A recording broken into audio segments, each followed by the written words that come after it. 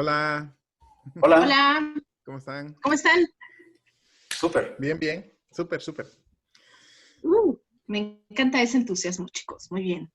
Pues hola de nuevo a ti que estás en este video y en este podcast. De nuevo estamos a Tegenomics, el podcast y el video. Estamos por aquí en nuestro segundo episodio. Y el día de hoy vamos a estar hablando de sistemas operativos. El título del capítulo se llama Linux y yo y mi otro yo. Ya van a ver por qué. Se vuelve uno al inicio medio loco, pero no se crea. Entonces, ¿por qué vamos a ver esto?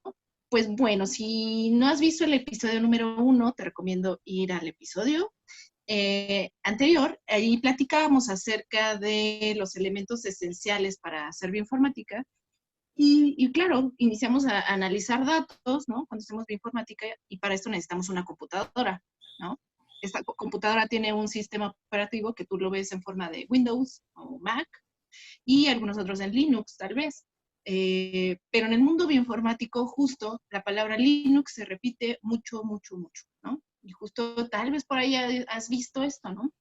Entonces, por hoy decidimos que vamos a hablar de este tema y pues por acá andamos Víctor y Otto, ¿vale? Hola, Entonces, Jota. chicos, de nuevo, hola. ¿Quién quiere comenzar? Yo empiezo.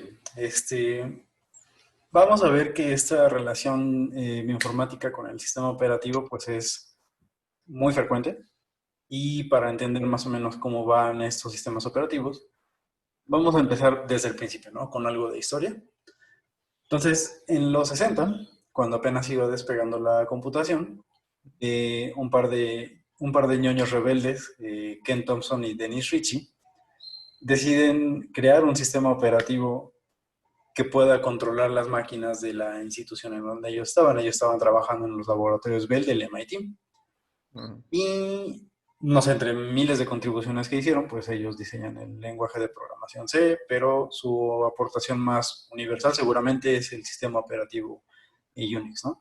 Este lo diseñan con la finalidad de que otros programadores puedan diseñar software y que puedan probar este software dentro de la institución. Entonces está bien padre porque pues crean una herramienta para que los usuarios la utilicen. El pequeño gran problema es que para utilizar este sistema operativo requieres computadoras que estén dentro del MIT y para estar dentro del MIT pues de entrada tenías que ser muy brillante, ¿no? Sabemos que no es particularmente fácil entrar al MIT, ¿no? Sí, después de eso, pues pasaron muchas cosas para que Unix se transformara en una herramienta más accesible para todos. Hubieron varios rebeldes, dentro de los cuales está Richard Stallman, también uno de los grandes promotores de Unix. Pero entonces ahí hubo un pequeño cambio de Unix. Eh, el grupo rebelde que formó Stallman desarrolló algo que se llama GNU o GNU, y que GNU no es Unix. Era parecido al Unix, pero no es Unix. Pero estaban buscando una herramienta que les permitiera integrar mejor todo lo que ellos habían desarrollado. Digo, esto es a grandes rasgos. Un estudiante de ingeniería en computación de Finlandia, llamado Linus Benedict Torvalds, fue el que desarrolló un emulador terminal para acceder a la computadora de su campus, pero vio que no era suficiente y no se apegaba a las necesidades que él quería, y pues como persona que tenía muchas cosas en mente, desarrolló su propio sistema operativo, ¿no? Él quiso desarrollar su propio sistema operativo. Después, cuando conoció en los foros de internet en ese entonces a la comunidad de GNU inmediatamente adoptó el kernel que había desarrollado Linus Torvalds, y pues esa mancuerna que hicieron de GNU Linux se le conoce comúnmente como pues Linux, ¿no? Es lo que nosotros ahora conocemos con Linux, que es una parte del kernel más las utilidades más el software, ¿no? Todo eso es lo que nosotros conocemos como Linux, ¿no? Es un sistema operativo, al igual que Mac, al igual que Windows, es un sistema operativo que tiene una parte funcional, una parte de utilidades, y esto me permite pues hacer diferentes tareas, ¿no? Que desde escribir un correo o mandar una tripulación a la estación internacional, ¿no? Claro, Por sí. ejemplo. Está basado en eso, por ejemplo. Sí. Oye, y acordémonos también que, bueno, después de que sale Linux kernel, para los más ñoños, no es cierto, GNU Linux. Linux, para los Ah, más perdón. puristas. Sí, bueno. Entonces sale, esto es gratuito, es libre, ¿no? Super open source, todo. Y con toda esta explosión, pues vinieron nuevos sistemas operativos que les llama, que partían, ¿no? De Linux, que partían, sí, exactamente de Linux, pero tenían, les empezaron a llamar distribuciones de Linux, ¿no? Que por Distro, ahí, para los cuates. distros, para los cuates, programadores, Sí, ¿no? sí, sí. Quienes están más metidos como en este ámbito, Ujú. van a escuchar que les dicen distros, pero son distribuciones, ¿no? Y a la fecha hay un montonal, cientos de ellos, que en inicio funcionan de forma semejante, ¿no? Pero cada Ujú. uno tiene algo que lo caracteriza, algo particular. Por ahí tal vez hayan escuchado, no sé, que Ubuntu, que Fedora, en fin. Ahorita vamos a hablar un poco más justo de los más conocidos, Ubuntu, Fedora, CentOS, Debian, ¿no? Creo que esos 4, ¿no? Podríamos hablar. Y bien también después platicar un poco de otras distribuciones que se han como que conectado mucho más con bioinformática, como el famosísimo BioLinux, ¿no? Entonces, ustedes, bueno, Vic u Otto, platíquenos un poco qué es lo que se utiliza en bioinformática, ¿no? Compartamos Uh, eso. Interesante pregunta. En teoría, pues todas las distribuciones son, haciendo un poco alusión a la rebelión en la granja, ¿no? Pues todas las distribuciones son iguales, pero unas son más iguales que otras, ¿no? Entonces, en teoría se podría hacer lo mismo en todas, siempre y cuando pues conozcas la manera en que ellos manejan su sistema, ¿no? Su sistema operativo. Yo me imagino las distribuciones como un grupo de amigos que se juntaron para hacer las cosas a su manera, con su gusto, con su estilo, con su flow, para poder pues empaquetar todas las utilidades que tiene Linux con su propio instalador, con su propio sistema operativo, pero siempre teniendo como base el desarrollo en comunidad, ¿no? Entonces, a partir de eso, las diferentes distribuciones, los diferentes sabores, fueron del agrado de una comunidad en particular. Entonces, esa comunidad empezó a adaptarlo por el sistema operativo por cuestiones filosóficas, por cuestiones prácticas, por cuestiones de actualizaciones. Entonces cada uno hizo su propio grupo y a partir de ahí hay muchas distribuciones actuales, ¿no? Entonces las históricas, yo creo que en su momento está Red Hat, está SUSE y está Debian, ¿no? Entonces a partir de eso, yo creo que cuando va uno empezando en informática es importante elegir la distribución con la que voy a empezar porque no es que te cases ya con esa distribución, sino que de recorrer un camino va a ser más fácil si sigues el mismo grupo de distribuciones, ¿no? Ujú. Esa, es lo que me gusta de respecto a las distribuciones. ¿Tú, Vic, ibas a decir algo? Pues un poco con esto que dice Otto, o sea, yo creo que es muy cierto que habiendo tantas, a nosotros nos surge como que la idea de con cuál voy a Bueno, empezar, ¿no? uh-huh. Entonces, algo importante que me gustaría decir es que probablemente queramos empezar con la mejor, ¿no? Pero no hay una mejor distribución. Más bien hay alguna que se ajuste más a nuestras necesidades y es algo que no debemos de perder de vista. Entonces, Con la que aprendimos, claro, exactamente. Con la que que aprendimos a que te todos. Porque, enseñaron. por ejemplo, con la que yo quise aprender fue con la que destruyó una computadora. Entonces, ¿Cuál empezaste tú, Vic? ¿Con qué yo distribución empecé empezaste? con Debian y no me Uh, arrepiento, pero fue muchísimo. O sea, es como si tú pusieras a un bebé a manejar un tráiler. sí, sí, sí, más que Entonces, antes no traía instalador gráfico, entonces era más difícil. exactamente. Entonces, nuestra misión aquí ahorita es presentarles 4 distribuciones que les van a servir ya en su desarrollo bioinformático. Uh-huh. 2 de ellas que son de muy fácil uso y 2 de ellas que son un poco de uso más especializado, pero que les van a servir porque son las que están instaladas en supercomputadoras que eventualmente podrán ustedes utilizar en sus instituciones. Entonces, por orden de facilidad y preferencia, vamos a empezar a hablar de Ubuntu. A mí como que me da un poquito de cosita hablar de Ubuntu, así que Humanidad para relegaré todos.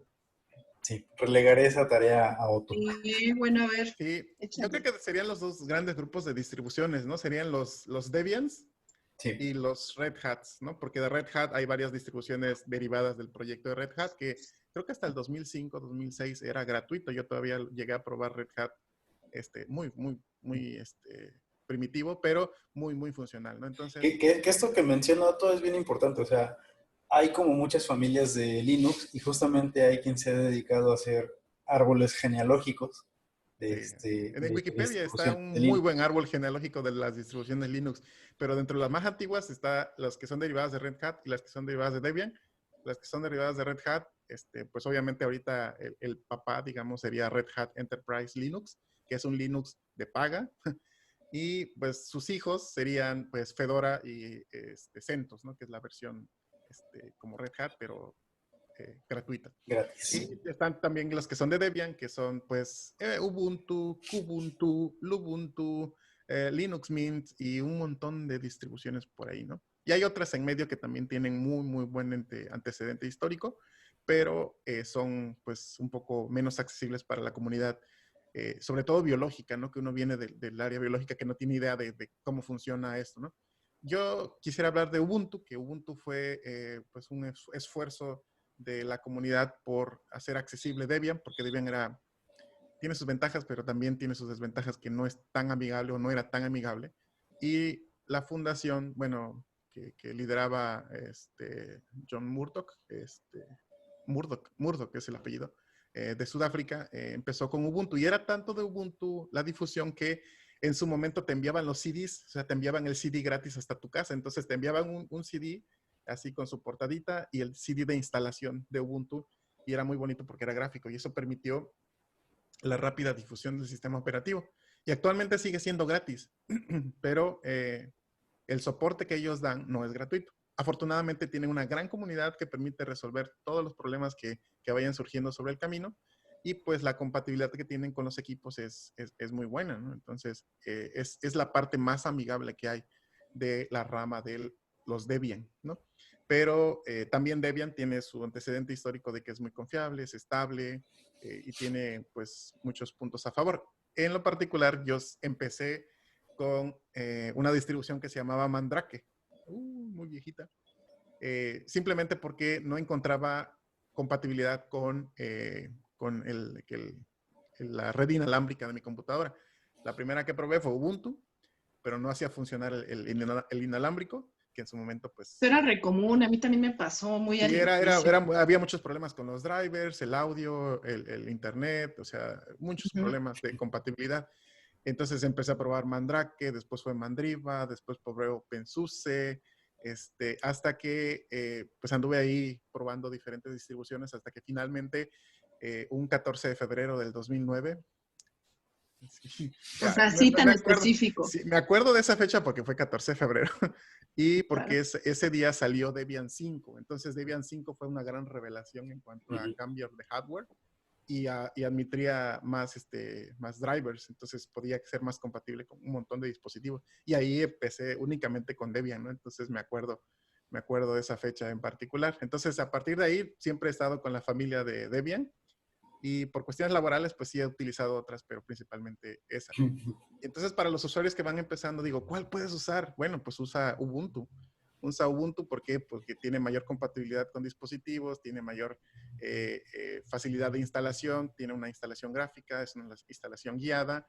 Y yo creo que muchos de los programas de bioinformática están disponibles para las dos plataformas, tanto para los Red Hats, que manejan un formato RPM, de instalación. Yo no estoy muy familiarizado, pero según ahorita Vic va a compartir más de ellos. Y los que son de Debian, que tienen un formato de paquetes llamado Dev. Entonces, si tienes eso, ya la llevas de ganar, ¿no? Si no, pues también está utilizar, pues, la instalación manual, que es siempre recomendable cuando vas a hacer, pues, trabajos ya más pesados, ¿no? Y Vic, ¿tú cuál usas tú qué distribución estás usando ahorita? Bueno, de hecho yo uso ninguna de las que vamos a hablar, pero Estás en otro nivel. antes utilizaba una que se llama Fedora y, o sea, justo esto que mencionas, ¿no? Antes había estos dos grandes grupos de distribuciones que están disponibles para la comunidad. Tres grandes familias, ¿no? Pero una, así como que la hacemos de ladito. Entonces, Otto ya nos habla de la familia Debian, que es muy estable, la verdad es que tiene mis respetos, menos Ubuntu. Y la otra familia es la de Red Hat. Entonces, Red Hat, pues actualmente es una distribución Linux, como ya mencionó Otto, de paga. Y todo esto de usar Linux siempre viene de la mano con algo de rebeldía, ¿no? O sea, ¿por qué tengo que pagar? ¿No?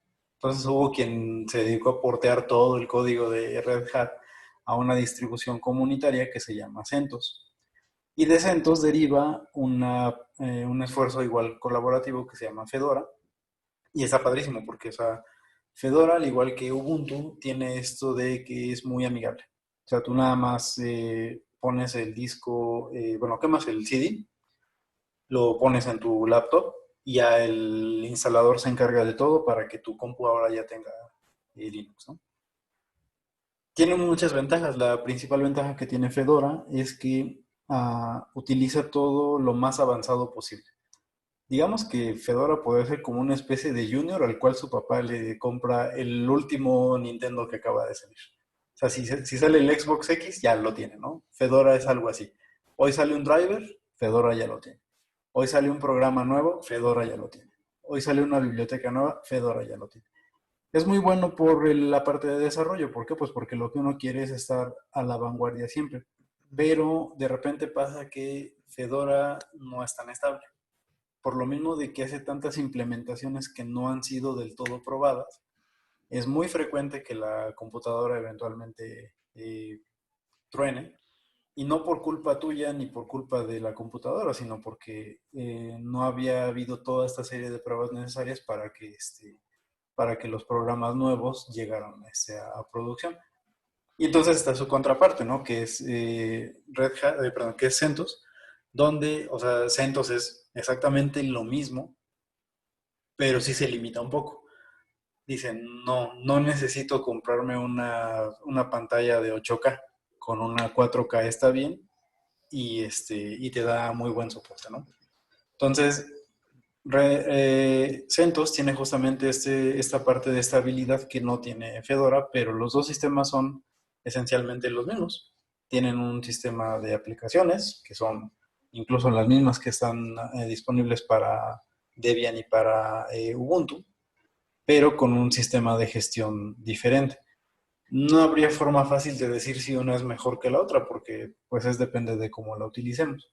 Pero ya, digamos, esos son como que las cuatro principales que están en boga. Y es muy importante notar para estas cuatro que todas ellas van a tener soporte. O sea, digamos, es como cuando compras tú un coche, ¿no? O sea, si tú te compras un coche, no solamente es que se vea bonito y que jale bien, ¿no? Sino es también pensar en qué va a pasar cuando se me descomponga. Va a ser fácil encontrar una refacción.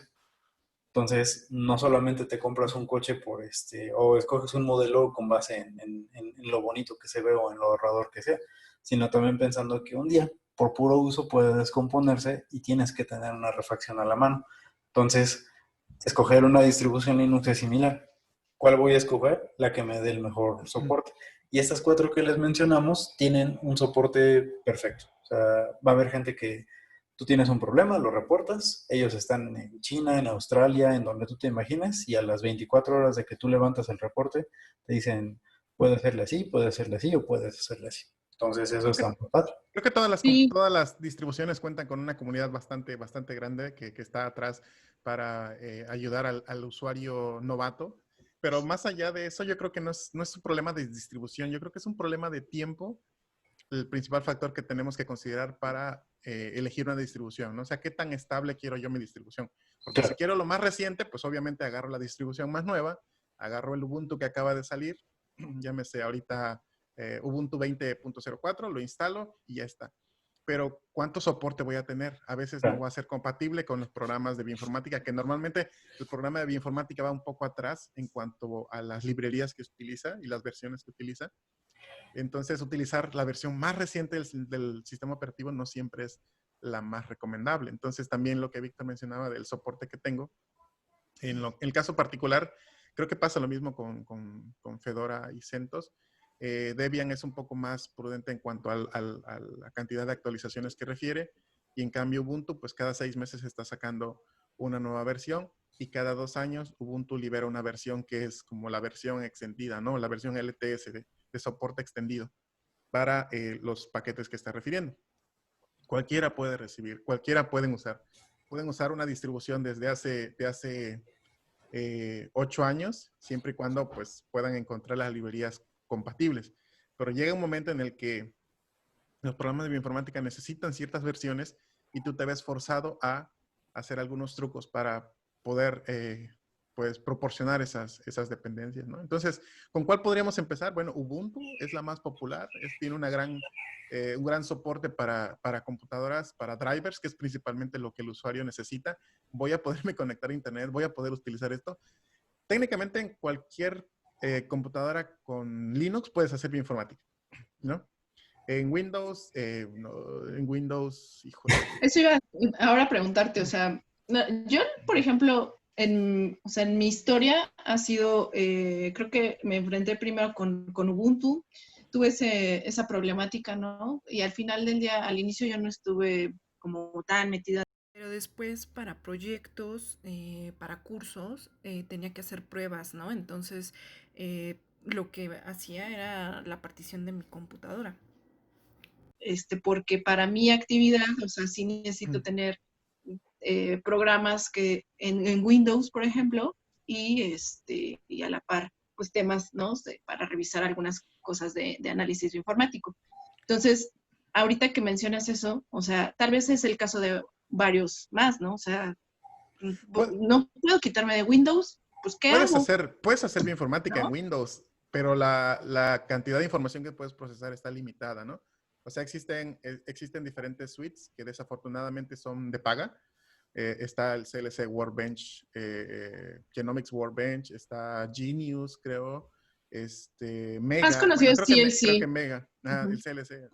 Entonces, Mega, que también es gratuito, que son programas multiplataforma y que pueden correr en Linux. Pero cuando ya empiezas a manejar una cantidad mayor de datos o quieres hacer más cosas, sí estás un poco limitado, ¿no? Si tú nada más quieres hacer análisis estadístico, si tú nada más quieres hacer pues gráficas de tus datos, pues puedes utilizar lenguajes de programación que son muy útiles y que son multiplataforma, ¿no? Llámese R, llámese Python, y lo puedes hacer en Windows y lo puedes hacer también en De hecho. Linux, en Mac. Y no hay problema, ¿no? Pero si tú quieres ya procesar los datos, en Windows estás muy limitado en el aspecto. Y eso tiene que ver con la manera en que procesa la información, ¿no? En el kernel, en lo que está detrás de eso, ¿no? El kernel es la principal ventaja para analizar datos, ¿no? Entonces, eso es algo que solamente Linux te puede dar. Entonces, si tienes Windows, puedes instalarlo los dos. O sea, puedes hacer una partición, puedes instalar 2 sistemas operativos, puedes instalar 3 sistemas operativos en una sola computadora.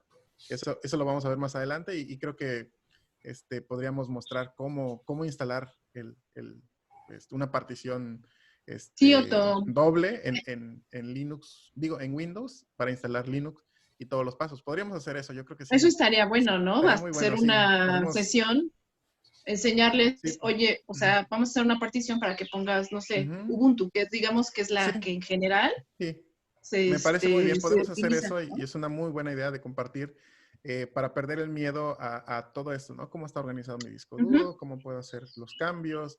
¿Esto está bueno? ¿Cuánto espacio necesito? Cuestiones de esas. ¿Cuál versión instalar ahorita? Porque como dices, puede ser, no voy a poner con la última, porque híjole, o sea, no tengo tan actualizado también el soporte. O sea, sí dijimos, es una comunidad muy grande y evidentemente, y aparte es súper participativa, y aparte con esta filosofía de que es abierta y que todos nos ayudamos, créanme, sí ayudan, ¿no? O sea, si ves un montón de respuestas, y hay no sé cuántas personas que utilizan Linux en el mundo. Y ya después uno va ejemplos. probando. Tú vas probando y vas diciendo, mira, esta me gusta. ¿Tú ahorita qué distribución usas, Vic? Ahorita estoy utilizando OpenSUSE. De hecho, es la que más me ha gustado. O sea, algo que bueno, otros sí medio les comentó, es que realmente nunca te casas con una sola. vas probando una y otra y otra y otra. ¿Por qué? Pues porque vas descubriendo cosas que puedes hacer en unas que en otras no. Sí, Oigan, pues, y la Mac, como dirían, ¿y la Mac, apá? es complicado. Bueno, sí, de hecho Mac viene, o sea, Mac está basado en un kernel que es basado en Unix. El kernel ese es Darwin. Este kernel permite operar con cierto sabor a Linux, pero no es, perdón, cierto sabor a Unix, pero no es Unix al 100%, ¿no? Por ejemplo, hay dos herramientas que tiene Mac que no funcionan de la misma manera, que se llama Sort y Cut. No funcionan de la misma manera que funcionan las herramientas de GNU Linux, pero se puede solucionar. Normalmente cuando tienes la Mac, ya vienes con una terminal, instalas las herramientas de desarrollador y ya puedes manejar los comandos que manejan en Linux, pero no todos. Eso es una cosa. Y otra es que no los tiene actualizados, ¿no? Tú puedes hacer algunas cosas para instalarlo y modificarlo y obviamente meterle mano a la Mac, pero sí se puede hacer, ¿no? Yo actualmente estoy utilizando Mac por cuestiones de trabajo. Este es como el lado oscuro de la fuerza, pero Sí. cuestión filosófica más que nada, ¿no? No porque, digo, no están caras, pero prefiero comer. Entonces, cuando yo empecé a utilizar Mac, fue eso, ¿no? De que no es la misma herramienta, es decir, ¿por qué no me funciona este código si yo estoy seguro que así va? Y ya después descubrí eso que tiene Mac que no te lo dice.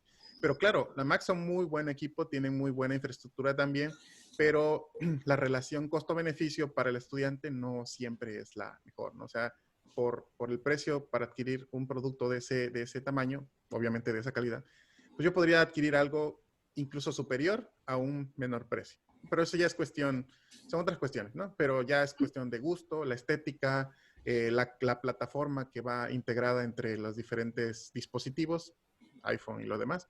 Pero si tiene una base Linux, yo podría utilizar también Mac para trabajar fácilmente. Entonces, pero normalmente optamos por Linux porque es gratuito, es actualizable y puede ser pues más fácil para muchos, ¿no? Entrar a esa comunidad.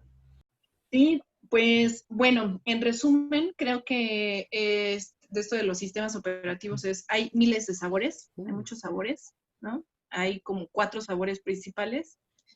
Y si tú quieres comenzar, creo que estamos de acuerdo, ¿sí? ¿De acuerdo? Sí. Como que Ubuntu, ¿va? Sí. ¿Les late? ¿Va? Sí, ¿Ya? sí, sí, Damos sí. esa instrucción. Sí. Ubuntu es como que la mejor opción, ¿no? Y ya, o sea, eso no impide que después vayas y explores un poquito de los otros, ¿no? O sea, pero tu misma carrera y conforme te vaya gustando esto, te va a ir llevando, ¿no?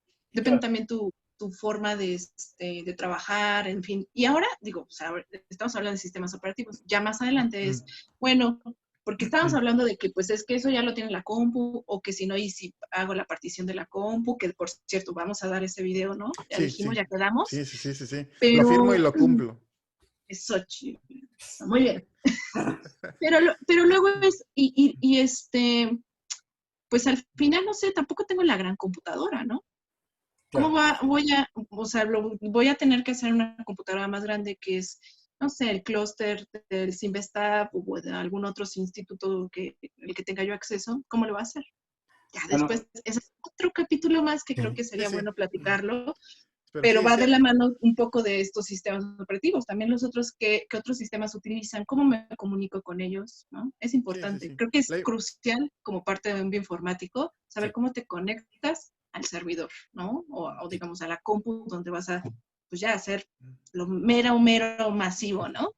Sí. Depende también de qué tipo de análisis vas a realizar, pero sí, También, exacto. Sí, siempre bueno, hay sí. límites en tu computadora de uso personal. A veces no es suficiente, pero sí es útil para el desarrollo. Entonces, lo que vayas a hacer O en incluso, algo, en una máquina muy grande, lo puedes hacer también en una pequeña y extrapolar, ¿no? Y eso es lo grandioso de Linux, que puede ser algo tan pequeño como manejar un sistema operativo, pues, para una aplicación pequeñita de un refri, por ejemplo. ¿sí? Y ahora puede manejar un clúster inmenso que maneja todo lo que hay en Internet, ¿no? Por Pues muy ejemplo. bien, chicos. Sí, claro. Pues creo que ya queda como muy completo el tema del día de hoy Ujú.